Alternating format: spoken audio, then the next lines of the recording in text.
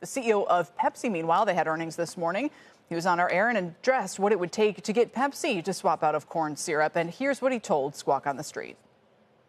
Sugar is more expensive in the U.S. than in many parts of the world. So I think there is a conversation with the government probably on how do we make sugar more affordable in the U.S.? How do we have a farming strategy probably that reduces the cost of sugar?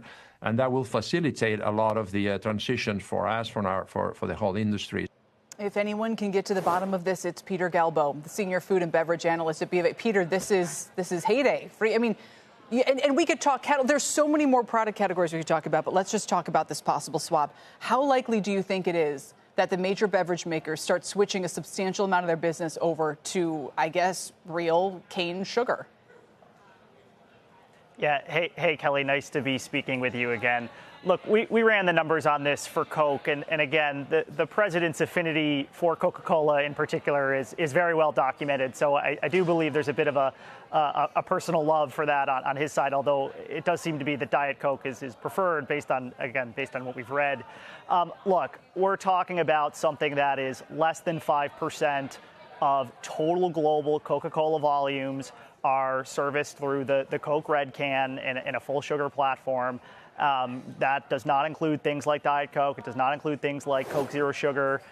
So we're talking about a relatively small portion of the overall portfolio. In terms of the likelihood, look, I think it would be very difficult for them to convert all of their product over to cane sugar from high fructose corn syrup. Could you get a product that is launched that has that as an offering? Obviously, we have a little bit of that in the U.S. If you go to your local taqueria, right, you can get a Mexican-style Coke, which is more cane sugar forward.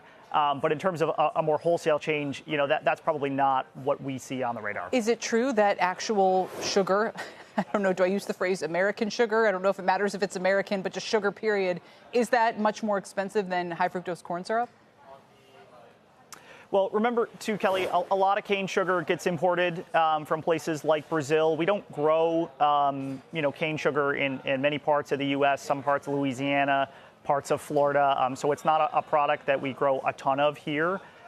So, look, it's definitely more expensive than high fructose corn syrup. That, precipitated the change back in the 1980s. But look, I think at this point it's probably too early to tell. So if a bunch of people, whether it's these beverage, my guess is they'll probably try to roll out a product that's like Coca-Cola, whatever they call it, and it's some percentage, but so that will increase demand for sugar on the margin. Maybe Pepsi then does the same thing. Maybe some of the packaged food companies start to do the same thing. There will probably be a bit of a shift here. What does that mean for what are they, the syrup companies like ADM? Yeah, and we don't cover those specific companies, Kelly, so it's hard for me to comment there.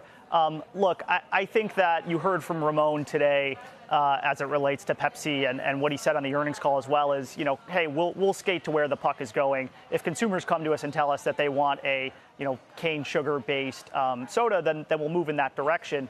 But again, very early days at this point.